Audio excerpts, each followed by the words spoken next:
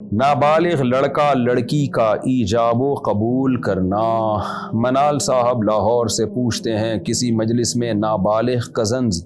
مذاق میں گڈا گڑیا کی شادی کی طرح بڑوں کی موجودگی میں ایجاب و قبول کر لیں تو کیا اس طرح ان کا نکاح ہو جائے گا؟ اور اگر بڑے حقیقت میں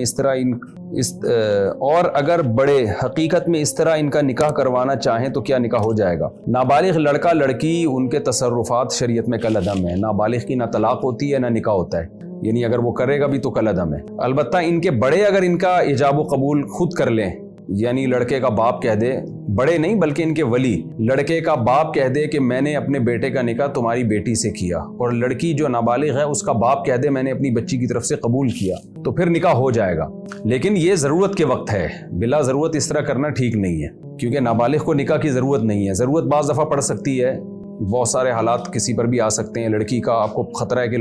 رشتہ نکل جائے گا اس کے ہاتھ سے، اچھا رشتہ نکل جائے گا، یا باپ کو پتہ ہے کہ بھائی میرے بیٹے کے لیے یہ لڑکی بہت ہی سوٹیبل ہے، ابھی سے ان کو نکاح کے بندھن میں باندھ دیا تو ان کے دماغ میں بات بیٹھ جائے گی ہم میاں بیوی ہیں اور پھر بالغ ہونے کے بعد ہم رخصتی کر دیں گے، تو کوئی خاص حکمت ہو تو پھر ٹھیک ہے، ادروائز نابالغ بچہ یا بچی کا نکاح کرنا یہ کوئی پسندیدہ کام نہیں ہے۔ اس کے سائیڈ ایفیکٹ بہت زیادہ ہیں، بہت سے علاقوں میں بچیوں پہ ظلم بہت ہوتا ہے، اس چکر میں چھوٹی چھوٹی بچیاں